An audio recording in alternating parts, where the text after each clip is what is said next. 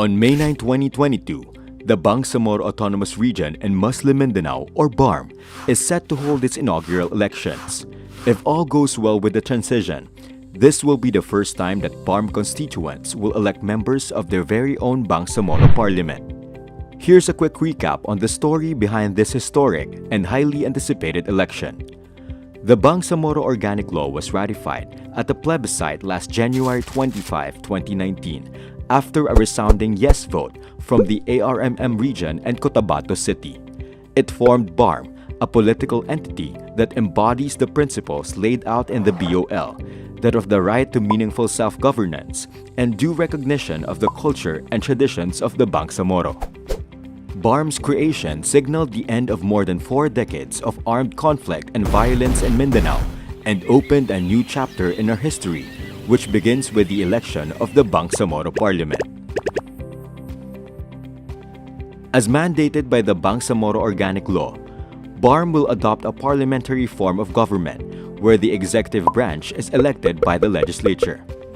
This means the Chief Minister, the foremost head of the Bangsamoro government, is not directly elected by the voting citizens, but instead chosen by the members of parliament. So what is a parliament anyway? The Bangsamoro Parliament wields the powers of the Bangsamoro government. It has legislative authority exercised by members of parliament, the primary lawmakers of BARMM. It also has executive authority exercised by the Chief Minister, Deputy Chief Ministers, and heads of ministry.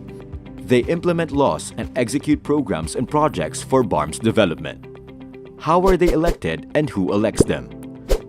Registered voters of the BARMM vote for the members of the parliament during general elections. These elected members of parliament then decide on the chief minister on the day of parliament's first session. The chosen chief minister nominates 2 deputy chief ministers to be elected by the members of the parliament. These nominees must be from 2 different regions of BARMM other than the one the chief minister is from. For example, if the chief minister hails from southwestern Mindanao, the 2 deputy chief ministers should be from the north central and south central Mindanao. A total of 80 representatives make up the Bangsamoro Parliament. 50% or half the body are representatives of different political parties.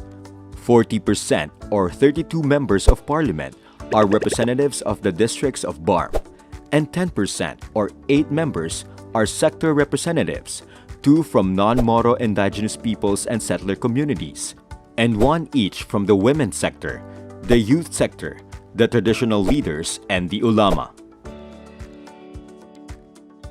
Every member of the Bangsamoro Parliament must be a Filipino citizen, a registered BARMM voter, able to read and write, and at least 25 years of age, except for youth sector representatives.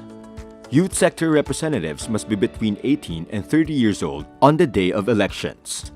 District representatives must be registered voters in the districts they serve and must have resided in their districts for at least 1 year before the day of elections.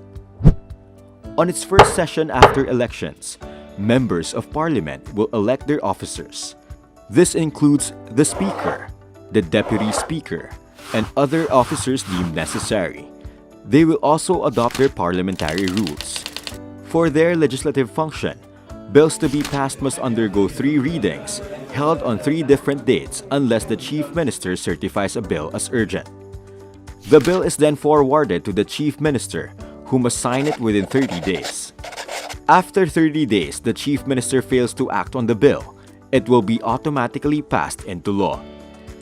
10 days after the Chief Minister signs a bill into law, the Speaker of Parliament must then submit to the President and to Congress a certified true copy of the law that the Bangsamoro Parliament approved. The Bangsamoro government, or the government of the day, may be abolished through a vote of no confidence by 2/3 of the members of the Parliament. If this happens, the Chief Minister advises the Wali, or the ceremonial head of the Bangsamoro Parliament, to hold another general election within 120 days after the dissolution of the Parliament. The current Chief Minister and Cabinet will then continue to govern BARMM while waiting for the formation of a new Parliament. However, they are not allowed to approve contracts or spend public funds, except to pay for salaries and other expenses incidental to the regular operations of the BARMM government. Now, what does all this talk of forming the Bangsamoro Parliament have to do with you? As a Filipino and a citizen, you hold the key to immense power. Your voice is the lifeblood of change. You choose the leaders who will shape the new ways of living and forging progress for the Bangsamoro. On May 2022, a new chapter may unfold within Bangsamoro's long and rich history, and the fate of its story rests in the hands of your vote.